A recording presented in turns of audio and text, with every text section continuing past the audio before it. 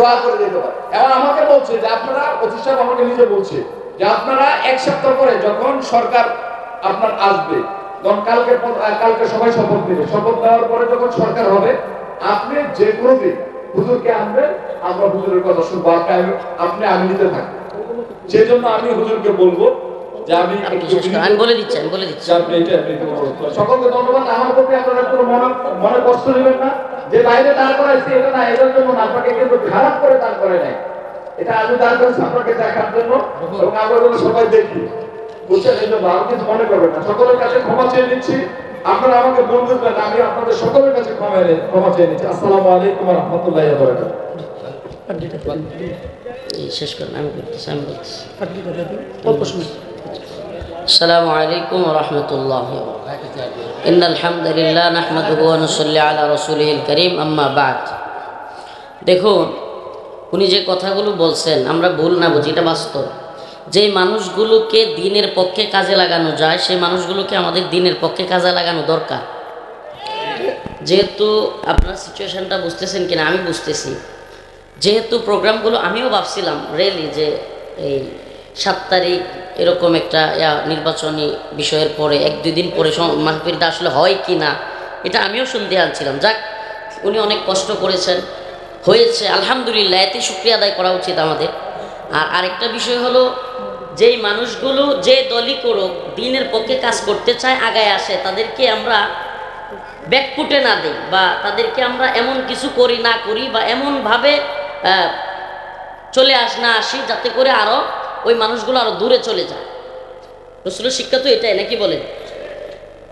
যেই লোকটাই দিনের পথে আগায় আসে তাকে আরো দিনের পথে টাই না কিভাবে নিয়ে আরো বেশি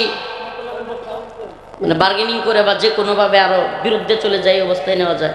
তো যাক, এখন আমরা কি বলে পাগড়ি প্রদান করব, তারপর ইনশাল্লাহ দোয়া হবে ইনশাল্লাহ।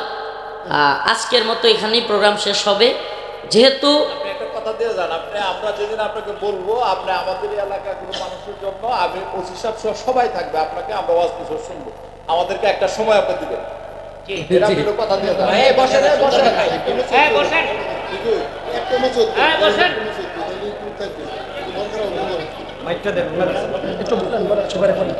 এই আপনারা বসেন বসেন, এই আমি একটু কথা বলতেছি, বসেন। আচ্ছা, পাগড়িটা দেন ভাইরা আমার, উনি বয়ান করবেন তো বয়ান করবেন, আপনাদের সকলের মনে আশা পূর্ণ করবেন। পাগড়িটা দেন, পাগড়ি দেন, পাগড়ি পরে বয়ান করবেন ইনশাআল্লাহ। পাগড়ি বদল তো জি জি, কোরআন হাদিস থেকে আলোচনা হবে ইনশাআল্লাহ। আপনারা অনেক দূর দূরান্ত থেকে কষ্ট করে আসছেন, অবশ্যই বয়ান করবেন ইনশাআল্লাহ। প্রিয় ভাইরা আমার, এবছর আমাদের মাদ্রাসা থেকে 7 জন হাফেজা কোরআন হয়েছে। গত বছর 2 জন ছাত্রী ছাত্র ইমাম শুনাইতেছে, মোট 9 জনকে পাগড়ি দেওয়া হবে। তো আমাদের এই 9 জন হাফেজা কোরআনকে আমাদের উত্তরা মেহমান জনাব মোহাম্মদ এলাই সাহেবের পক্ষ থেকে 18,000 টাকা পুরস্কার দেওয়া হয়েছে, এবং এলাই সাহেবের পক্ষ থেকে 5,000 টাকা মাহফিলে দেওয়া হয়েছে। এখন আমরা পুরস্কার এবং পাগড়ি সবার হাতে উঠিয়ে দিব। এখন আমাদের হাত থেকে পাগড়ি নেবেন হাফেজ মোহাম্মদ সাজিদুর রহমান, গাইবান্ধা, রংপুর। হাফেজ মোহাম্মদ সাজিদুর রহমান, গাইবান্ধা, রংপুর।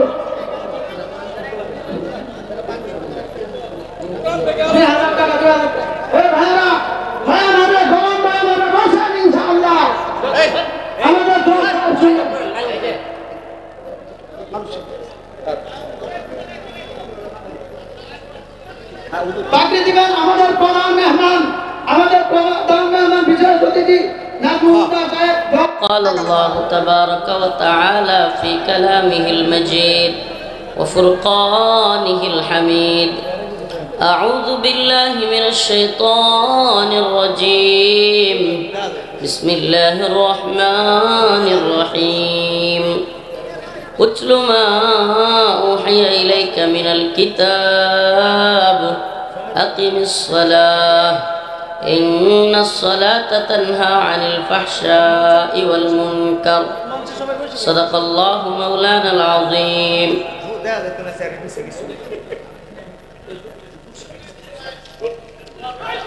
উপস্থিত মাদ্রাসাতুল হিকমা ও এতিমখানা সরকার বাড়ি জামে মসজিদের যৌথ উদ্যোগে হাফেজ ছাত্রদের পাগড়ি প্রদান উপলক্ষে আয়োজিত আজকের এই ইসলামী মহাসম্মেলনের সম্মানিত প্রধান অতিথি, প্রধান মেহমান এবং সম্মানিত সভাপতি সহ অন্যান্য মেহমানবৃন্দ উপস্থিত আছেন, সম্মানিত উলামাই কেরাম, মুরব্বিয়ানে আইজাম, পর্দানিশীন শ্রদ্ধেয় মা ও বোনেরা,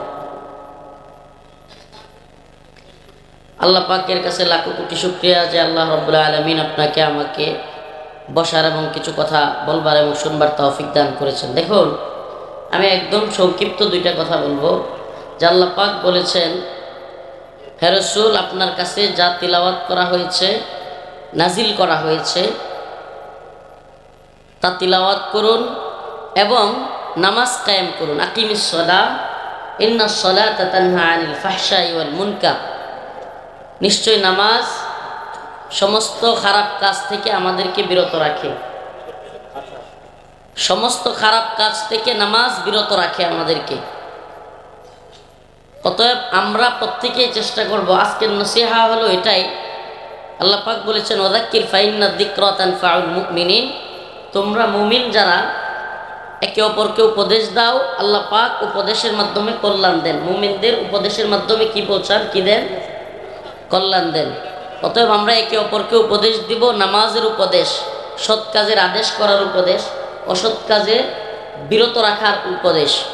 তো আজকে আপনাদের আদ-দ্বীন ওয়ান নসিহা হিসেবে আজকের নসিহা হলো যে আমরা নামাজ কায়েম করব, মসজিদমুখী হব।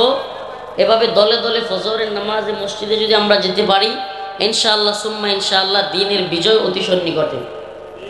শুধুমাত্র মাহফিল কেন্দ্রিক, এই প্যান্ডেল কেন্দ্রিক চিন্তাভাবনা যতদিন থাকবে, ইসলামের বিজয়, দ্বীনের বিজয় আদৌ সম্ভব না। উনি একটা কথা জজ সাহেব বলছেন, নাসিরউদ্দিন সাহেব খুব সুন্দর একটা কথা বলছেন যে এটা এই সরকার কিংবা ওই সরকার, বিষয়টা এমন না, বরং এটা সেই শুরুলগ্ন থেকে এখন পর্যন্ত দীর্ঘমেয়াদী কোনো প্ল্যানও নাই, এমনকি সিস্টেমে হয়ে আসছে এরকম। তো এই সিস্টেম ভাঙতে হবে, এই অবস্থান পরিবর্তন করতে হলে আগে নিজেদেরকে পরিবর্তন করতে হবে। ইন্নাল্লাহা লা ইউগাইয়িরু মা বিকাউমিন হাত্তা ইউগাইয়িরু মা বিআনফুসিহিম। আল্লাহ পাক ওই কওমকে পরিবর্তন করেন না, কোনো জাতিকে পরিবর্তন করেন না যতক্ষণ না তারা নিজেরা পরিবর্তন হয়। তো আমাদের নিজেদের পরিবর্তন হইতে হবে, তবেই সকল কিছু পরিবর্তন হওয়া সম্ভব। অতএব আজকের আলোচনা হলো আকিমিস সালাহ, নামাজ কায়েম করো। ইন্নাস সালাতা তানহা আনিল ফাহশাই ওয়াল মুনকার। নিশ্চয় নামাজ সমস্ত ফাহেসা কাজ থেকে বিরত রাখে।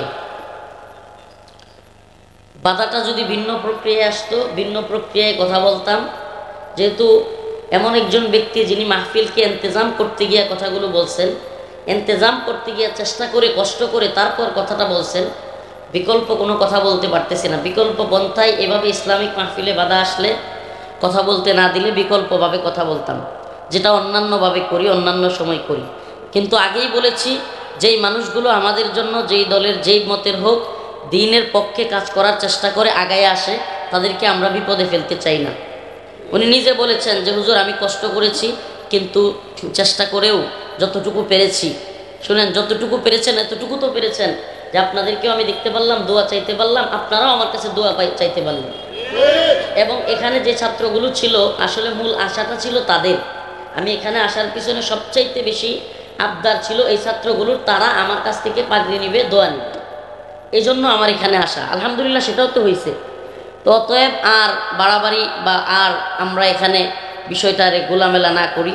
আসলে আবেগ দ্বীনের পক্ষে, আবেগ জজবা, সেটাকে আমরা সাপোর্ট করি। বিষয়টা হলো আসলেই পরিস্থিতি কিছুটা বোঝাও লাগে। যেহেতু 1-2 দিন হয়েছে, আমি নিজেও ভাবতেছিলাম হয়তো প্রোগ্রামটা হবে কি হবে না, আদৌ হয় কি না। যাক, হয়েছে, সেটাই আলহামদুলিল্লাহ। পরিস্থিতি অনুকূলে থাকলে, পরিবেশ অনুকূলে থাকলে নেক্সট টাইম ইনশাআল্লাহ যদি সময় করতে পারি, ইনশাআল্লাহ যোগাযোগ থাকবে, আসার চেষ্টা করব, সর্বোচ্চ চেষ্টা করব।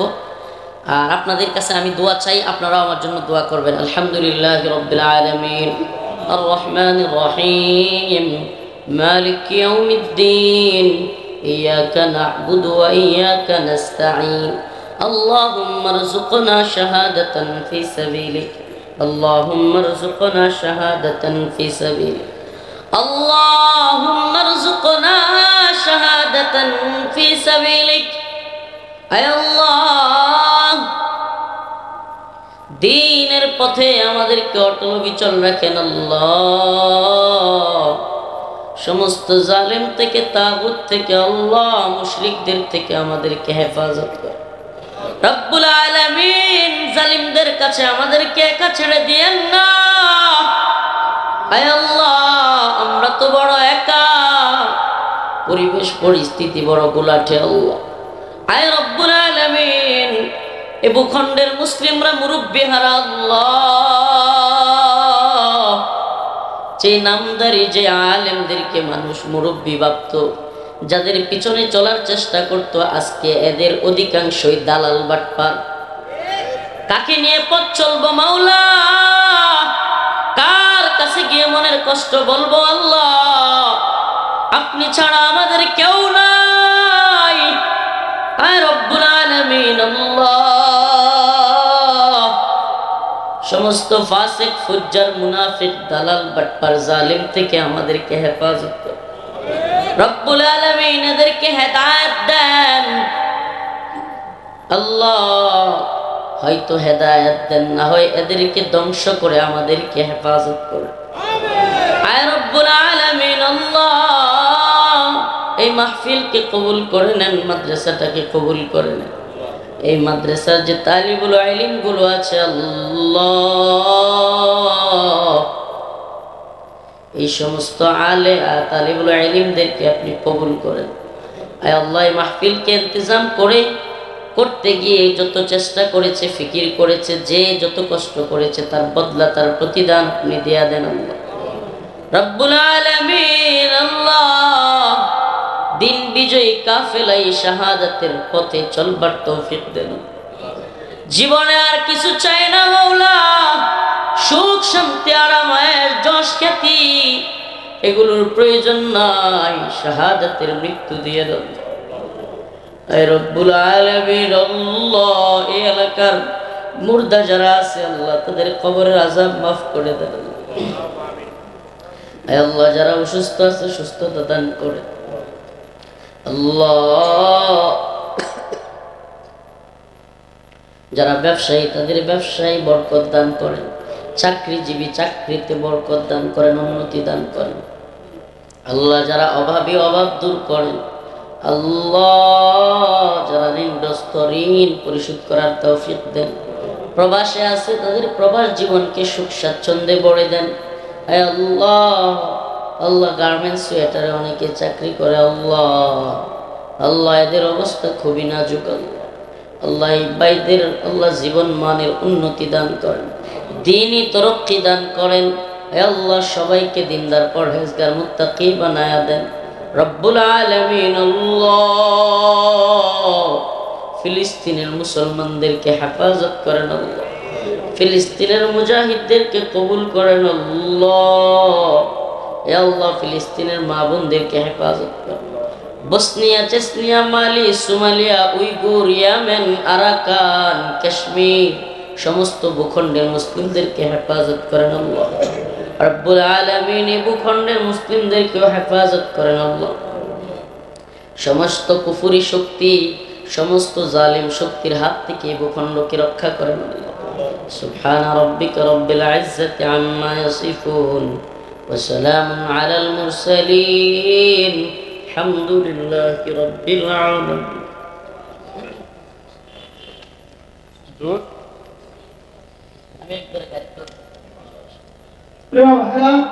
অনেক দূর দূরান্ত থেকে কষ্ট করে এসেছেন সেই গাজীপুর ময়মনসিংহ আরো দূর দূরান্ত থেকে এসেছেন আমরা তো আপনাদের জন্য সর্বোচ্চ চেষ্টা করেছি আমাদেরকে কেউ